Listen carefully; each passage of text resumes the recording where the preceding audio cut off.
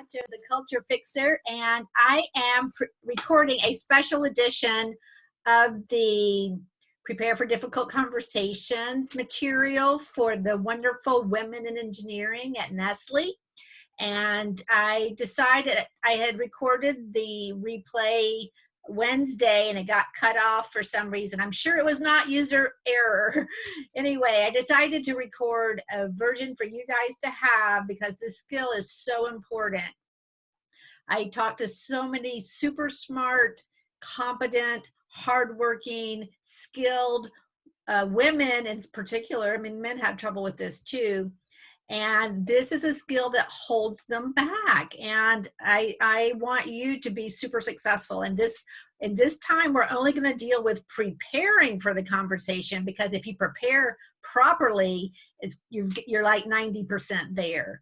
The preparing, because what we tend to do is have this story in our heads about how it's going to turn out awfully, and we're going to, end up crying or making somebody else sob.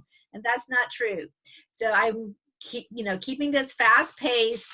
If you should have the handout is to help you learn, to help you process this content, because just watching it will be, of course, delightful and you'll learn a little bit, but this is such an important skill. I want you to really just nail it. So I'm going to dive right back into the slides and I'll be talking you through that. Of course, feel free to email me anytime with a question. I'm happy to work with you on this. This is as somebody who did not always do well with difficult conversations. So these are our objectives, and I did a poll Wednesday to see which one was the more compelling, and the answer was number 3. But we're going to go through like directing and managing these conversations. So I want you to take away the fact that you can take the reins most of the time. Now, you can be ambushed in your office or you're in your cubicle. Someone can just come up to you and say, "Hey, I need to talk to you." And you can say, "You know what? I was just on my way to the bathroom. Can it wait?" And that buys you 5 minutes to pull yourself together. When you are ambushed, try to buy yourself a few minutes just to pull yourself together. You don't have to have these conversations on other people's timelines. Number 2, we're going to go into why these conversations are easier for some people than others, because some people have no trouble saying anything. They may not have friends, but that's another story. But number 3 is the one that this whole time and content is about: reframing the whole idea of difficult conversations to just so you think of them as important conversations, so you can achieve your goals without so much awkwardness. And I want you to get clear, so if you speak up more often and more compelling and more specific, then you're not going to need as many of these conversations. And then you're going to set up the conversations so that emotions stay in check, because that's a big fear item. And, you guys know me, I'm not going to go into this, just that I have learned the hard way everything that I'm sharing with you. And really my whole career has been helping the younger me, who was completely awkward, quiet, and bitter and angry when things didn't go her way. There's a lot of material. I hope you will be writing notes. Get out your handout. It's very important material. And I know it's hard to focus, so I'm going quickly to help you with that. And I want you to understand that being able to talk to people on any topic is a superpower. You have seen, if you haven't seen it by now, you're going to see it. People with superior communication skills but less competent in technical skills will generally get ahead of the person who is quiet and does a super job at the work, maybe even contributes some winning ideas, some solutions that are out of the box and amazing. But those communication skills are what you have to have. It's not optional in order to move up in leadership. I have this path we're going to go in. It's connect to purpose, do it the right way, and bring others with you, because it's not about you as an island. It's about you working with other people, the people on your team, and also working with each other and supporting each other to make it better for everybody. So one of the important objectives I have for you is to not see this as a binary, like success or failure, I'm good or bad. I want you to see it as a scale. So some conversations you may want to throw up. You're so worried about it. And some you're just like, you're not really excited, but you're not, terribly anxious either. It's a spectrum. So what you want to do, if you're feeling specifically anxious about a conversation, move yourself up the spectrum. Don't try to go from paranoid to ecstatic. That's too much of a jump. Just go from paranoid to like, I can handle it. And then as your skill gets stronger, then you move up this scale faster and more frequently. All right, this is the piece on why these conversations are not difficult for everybody. I was when I was younger, blown away that people could just say things. And, to me, they came across as rude many times, but they just said them, and the world didn't end. People didn't collapse. It went on. And it turns out there are these 5 personality traits approved by the American Psychological Association. And I'm just going to go through these really quickly so you understand why what is hard for you may not be hard for other people, but you have other strengths within these personality traits. So openness just means open to new ideas. So if you're listening to this, I would imagine you're open to learning more. It's really important to be open to other solutions, other perspectives, and that's a quality we want to encourage. It's not that, the way it ties into difficult conversations is that if you don't have openness, it's hard for you to receive any kind of constructive criticism. Agreeableness, these are the people that we like everybody to be happy, and we like everybody to agree and to get along. The problem, and that's great, it makes the workplace more pleasant. And agreeableness is a value add. To be easy to work with adds value. However, if you're not trained, agreeableness can be a roadblock for you if you are afraid to confront people, afraid to flag issues, uncomfortable with constructive criticism. So that's like a double-edged sword. Neuroticism is anxiety. If you're prone to anxiety, that means you have a higher level of neuroticism. It does appear more on the female side of things than male, and that's gonna also ripple out to you in your difficult conversations. Extroversion, you know what that is. It is easier for extroverts to talk to people about any topic, so they have an advantage there. The Achilles heel of the introvert is being caught off guard, and that sometimes sends our brains like, whoa.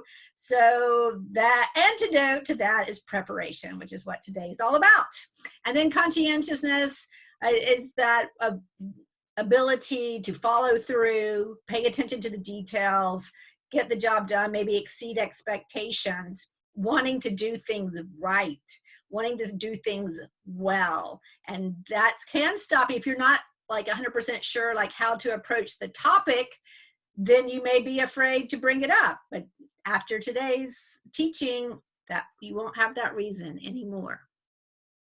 All right, so I have asked you about this, and I've captured some answers about why this is so difficult, just putting my handout aside. And I'm just going to read to you. I have a whole 4 pages from people's mouths, like why to answer to this question. So I'm just going to read the top 4 or 5.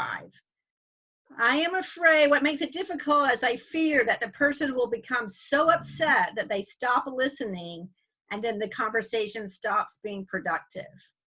For me, it is a fear of getting an aggressive answer or causing them to be upset, or they think of me as difficult, or they get upset at me for bringing something up.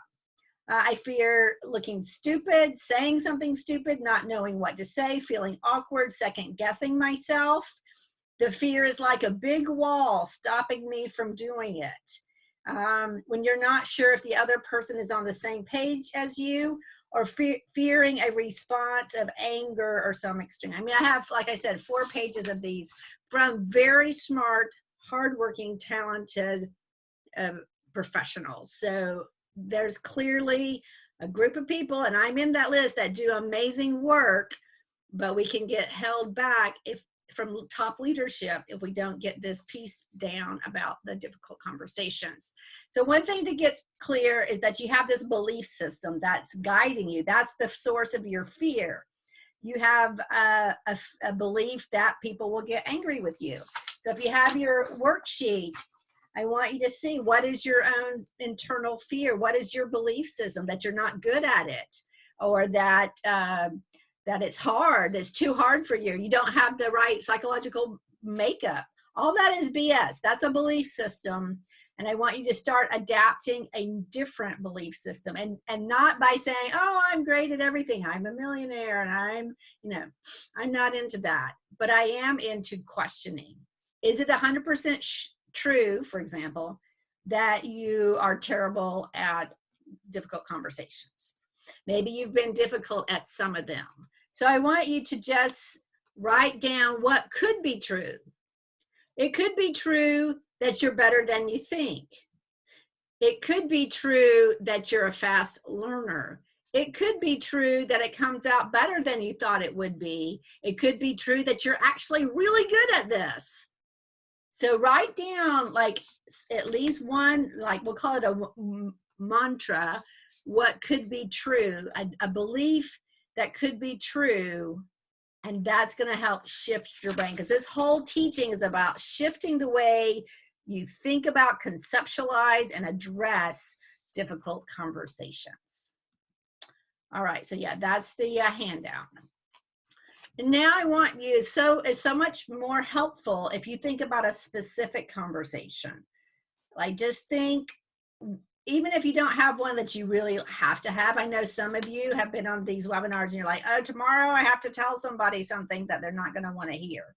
So if you don't have that, think about what conversation would move you forward, or move your agenda forward, or what is a conversation that even hypothetically scares you? I want you to write it down here on this worksheet, or if you don't have that, a piece of paper, because it's important. Clarity is such a fear buster, because when we're living in the generalizations of, oh, this is going to be hard, and I don't know.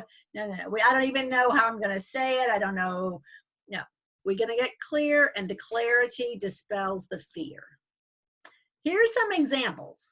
That's like this one might not be hard for you. It's hard for other people. So some topics are harder for some people than for others. For example, a parent who has trouble telling the babysitter not to give the kids so much sugar. You know, the babysitter wants the kids to love the babysitter, and vice versa. Somebody, you know, the vice president asks you to work late again. This I saw a lot at a big hospital, that a nurse, a really good nurse, also happens in sales. They get promoted because they're good at their jobs, but they don't get the right training, or they don't get it soon enough. The manager who feels bad about somebody she hired a few years ago. This was a case where the guy was fired because he had not been getting the right feedback, and then it just got to a boiling point, and he was fired, and she knew that she had not handled it well. So here's our path. Let's connect to purpose. Not the superficial purpose. I want us to get down into the deeper purpose. So I want you, this is going to be on the bottom of your page 1, you know, what's important to you about this topic. And then I present you a hypothetical example of getting a promotion. We all want promotions. I want a promotion. But you can think of your own example. And I will share a true life example from January, February of this year. I was working with a senior engineer at a large software company in California. And she was very upset that she had not delivered, she'd not had an effective feedback session with one of her reports about a presentation that was for her boss. And her team gave the presentation. The guy did not incorporate the feedback that she specifically asked for. And, you know, what she feared happened. The vice president was confused, so they cleared it up. And so I kept asking her, you know, like, but why is that important? And she was saying, well, because he should listen to me. But why is that important? Well, because I'm a leader. And I need to be able to effect change and behavior changes. And why is that important? And at the end of the day, we got to the fact that she was up for a promotion for vice president, and she was afraid that was going to hold her back. And because we identified specifically that fear, I was able to teach her some public relations tricks or tools. Remember the public relations hat, to help her with that goal. But she had not even realized that was, affecting her emotional state. So purpose, getting clear on your purpose, is like you can say, I would never kill anybody, and hopefully you wouldn't.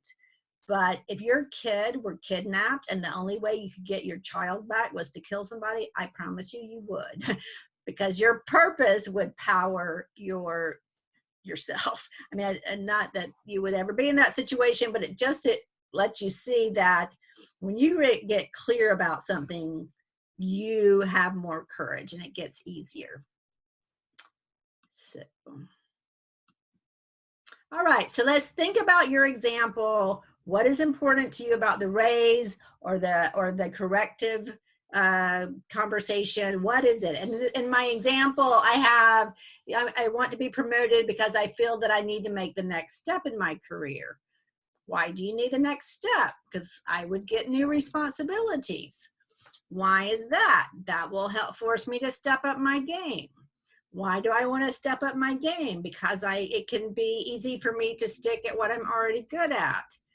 Why do you want to get beyond that? Because I want to tackle real issues. Why do you want to tackle real issues? Well, my mom was never a manager. And why do you care about your mom? And then really get to the bottom of it. I want to show my kids that I can do it, and so can they. And the thing is, once you get that kind of clarity, then you see that that you have this conversation and you're going to do it, but there are other ways to also show your kids that you can do it and show yourself. So you're like, take the pressure off yourself. You become less dependent on the outcome of that specific conversation, which helps you relax and which helps you be more successful in that conversation.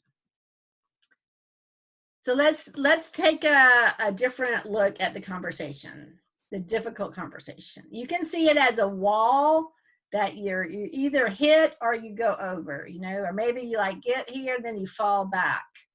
It's just, that's the binary. Our brains are a little bit lazy, okay? Mine's a lot lazy, but everybody's brain is a little bit lazy. So a default, a way to avoid work is for our brains to just look for two solutions. And so it's like, well, failure or success. That's the easiest framework. No, but there are other potentials. So think about that conversation as a window of opportunity. Let's say that you bomb, you just, fall flat on your face, but you know what? You'll make an impression for bringing the topic up when other people didn't. You'll learn what works and what doesn't work. The person that you talk to will have respect for you for at least trying. I mean, there's so many possibilities. And a lot of times we go into a conversation wanting outcome A, and in the conversation, we talk through outcomes B, C, D, and actually H turns out to be a lot better. So it's a window of opportunity. It's not a wall that you either hit or go across. I taught you the tool of contrast in our first webinar.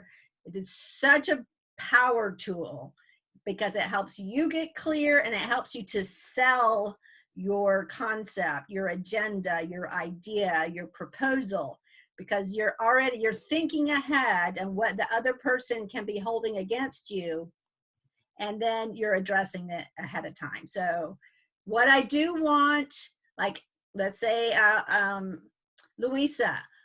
Louisa's my boss. I'm asking her for a raise, and I'm going to say, what I do want, I want to have a successful career. I want to really contribute to this company. I want to develop my skills. I want to develop other people.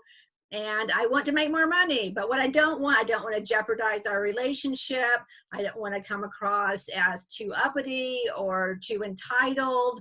I don't want to have any negative repercussions for just asking. What I do want is to see what the possibilities are for me to get a promotion. All right? Anything. What do you want? What do you don't want? What do you not want? And if I were to spy on you, I better see you guys using this, because we have been over that. That's a very powerful tool. All right. How are we going to have our conversation? We're going to do it the right way. Think of it as spinach on the teeth. People don't know when they have spinach on the teeth. I've been told, you've been told. When you are told that you have spinach on your teeth, you get it off and you are so glad that you know. And so just have that mental image when you have to give some corrective feedback. When somebody is not performing up to par, they're doing the best that they know how to do. They don't know how to do better, or they would be doing better. And your boss may not know that you want a promotion or that you feel like you're ready. Think of it as the blind spot in the other person's brain, or think of it as spinach on their teeth. All right. Remember, it's not just about you. It's not just about me. We want the goal of having a culture of open communication. And yesterday or Wednesday, someone mentioned that you have in your culture the Nestle nice. And here in Charleston, we are also super nice. I worked at a hospital system years ago. The culture was super nice, and that's good. It's nice to be nice, but you need to be able to flag issues. You need to be able to speak up. You need to be able to voice concerns early on while they're still relatively inexpensive to fix. So what I suggest for you is to come up with another N word, like nice and nimble or nice and nifty, so that you open the possibility to, yes, we're nice and we have open communication. That's a bonus there for you. All right, so opening our minds. It's not just conceding and competing. It's not you against me necessarily. It's not even the compromise. I give up, you give up, right? And if we work at a higher level, then we're actually collaborating. But the ultimate goal is to get to creating solutions that when we walk into that conversation, neither one of us has that in mind. For example, let's just go back to the simple example of asking for a raise, and your boss says, I don't have budget for that, but you work out a way to get, excuse me, an executive coach, or you work out a way to go to a cool conference. Well, if that's probably not a timely example, but a coach could be, or you get to attend a cool virtual conference, or you get some other benefit that's going to help you long term, and it's going to even compensate for the fact that you're not getting your raise right now. It's really getting to that creative level where you're coming up with new ideas and you're building the relationship at the same time, because you can have a good relationship with people you disagree with. Okay, super important. Every message has an emotional component, because that's we're humans. It's just that it's hidden a lot of times, or it's not evident unless you're looking for it. This is what emotional intelligence is all about, is being aware of the emotional content of our messaging. And what happens with certain topics is that the emotion just gets way out of whack. And then if my emotion is not appropriate for the topic, nobody's understanding what I'm saying. They're not even listening. They're like, what the heck is wrong with her? Like if I just started screaming at you, you've got to prepare that difficult conversation, you would just be like, what is wrong with her? You would not even be able to focus on the word. So you want to realize that those emotions have to be managed. Yes, they can come unwanted, but you can still manage them. In Spanish, there's a good verb called torear, and it means like the way the bullfighter gets the bull. He can't control the bull, by force. The bull is a lot bigger than the man, but the man learns to kind of like control his movements by waving this flag. So that's what you want to think about. corralling emotions and shifting them. And this is just an introduction to that. There's a whole, toolbox that we can get into another time. But for right now, you need to be aware of things that trigger you, or it can be like even the thought of something, or it can be like somebody throws, mentions a weakness that you think you have, or they fall back on this victim status and you like, I don't want to hear that again. So be aware of emotions so you can control your own, because emotions are contagious. And so you want to start modeling the calm that you want other people to have, and the confidence and the relaxed and it comes from a confidence that we're going to work it out one way or the other. So how would you like to feel about these difficult conversations? And I like to ask you that question. Generally, or often, what the answers that I get are, I want to feel relaxed, I want to feel calm, I want to feel confident. So get clear. And you can, I even teach, like when you have certain meetings that are difficult, like decide in advance, how do you want to feel? Choose your emotional state in advance. It's not like 100% you can just become all cheerful when you're feeling really angry, but you can move yourself along a spectrum to improve your emotional state, especially if you decide in advance, I want to feel calm, I want to model confidence.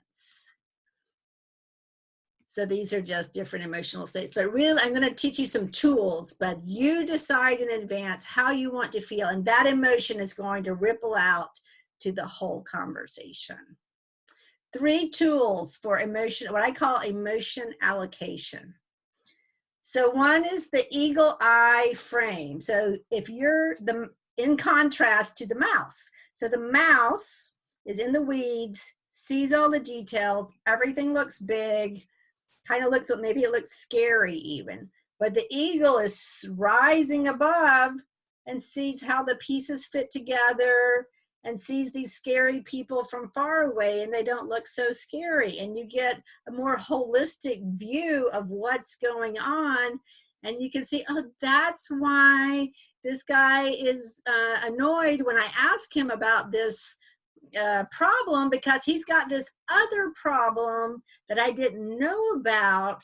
And that's really taking up cognitive load for him. So rise above, and you can do this by just imagining that you're higher up and you're looking at everybody down there.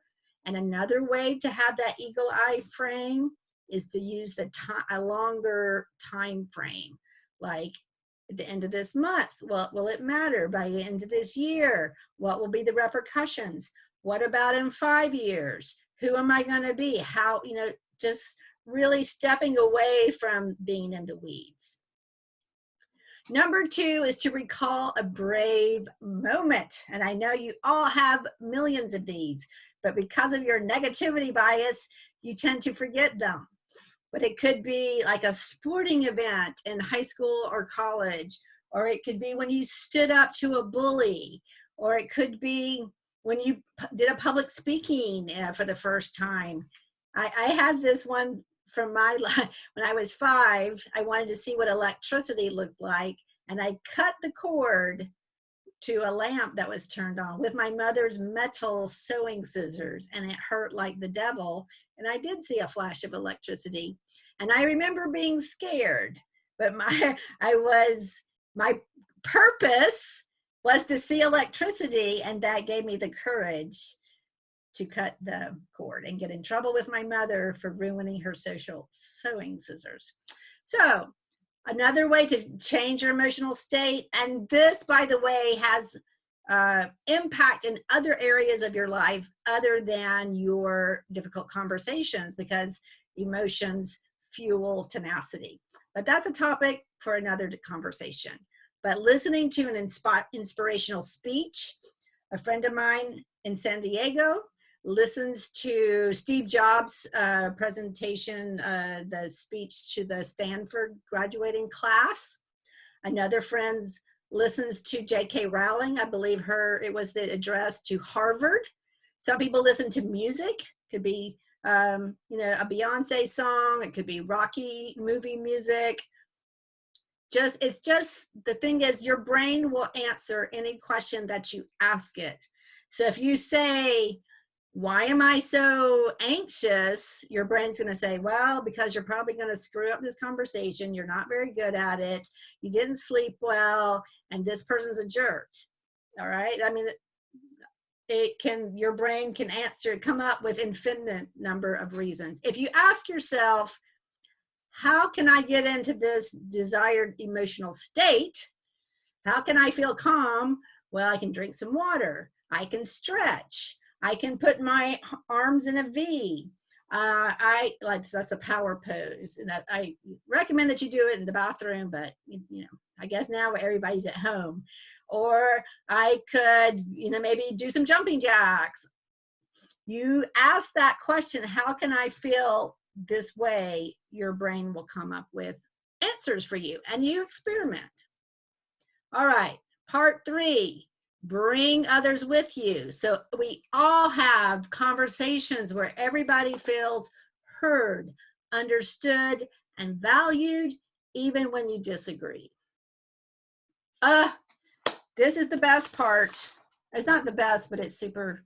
Okay, so on your handout on the last page, you have these two, because I've been asked, I don't know how to start the conversation. It's like so awkward. Here you go. So Louisa, how are you feeling about this project? Or, hey, Jenna, what do you think is going on with the production line or the supply chain or the weather? Or it wouldn't be the weather, but these are two very neutral ways of bringing up the subject, number one. Number two, gives you a clue where the other person's brain is on this. And sometimes the distance is so grand and big, I'm thinking grande, you may need to have a conversation about informing the person about the realities that they don't seem to know about, and then having a later conversation to actually resolve it. Your call. But these two conversation starters give you insight, and the person who asked the first question controls the conversation. So whether it's this difficult conversation or being at a dinner party or a networking event, step up, ask the question, and I have some conversation starters. I'll try to remember to send you those, but if I don't remember, ask me for them, email me. Shared objective, another power tool. Always refer to our shared objective. What's it? Agatha, we really want this project to be successful. We really want this launch to work out. We really want to reach our numbers. We really want to work well together. Always refer to, and if it's something that you think that everybody knows, they need to be reminded. And this is super important. Learning to seek your own feedback. And I won't read those questions to you. They are on your handout on the last page. But let me tell you the purpose of these questions. First of all, we all need feedback, and we all hate getting it. And a lot of people don't know how to deliver it very well. So you are able to get feedback in bite-sized pieces when you want it. Although I will say the caveat is that you will have to ask these questions multiple times, usually. Second of all, so you're getting feedback that will help you improve, right? Because we all have blind spots. So that's number one. Number two, then that person, you're planting the seed in that person's brain. Oh, maybe I should ask that question. And then that person may ask that question of his or her boss. And you're having a ripple effect, and you're opening up the doors so that we're able to have conversations on issues when they're small rather than waiting till they get big. It's not about that one conversation, folks. I mean, I am prepared. You have everything. to prepare for whatever conversation. But once you get going, it's just bringing up people and clarifying expectations and asking clarifying questions all the time. And then you don't need these as much. So just to review, change your belief system. It is, we can say, okay, it can be hard, but I can get better at it, right? When you were a baby, walking was hard. You managed to learn that. Riding a bicycle without training wheels was hard. You can learn the skill. You're all super smart. Connect to your purpose. What is your ultimate end game? Like, don't you want to be a stronger leader? Don't you want to prove to yourself that you can become a better communicator? Do you want to inspire people? Do you want to make more money? Do you want to reach a certain position? Like, what is that purpose on your heart? Do it the right way, without too much, negative emotion, without lack of clarity, or without, taking the time to get clear on what you want. And being, of course, respectful, and then to help others, bring others with you on this journey to being able to have difficult conversations. So that is the material. Please, there's my email, that's my Instagram, and if we're not connected on LinkedIn, please connect with me on LinkedIn. I put out content daily, Monday through Friday, very easily digestible, because I want you to be not just successful, but massively successful. And you need really good communication skills to do that. And I'm here for you. Talk to you later. Bye-bye. Oh, let me see.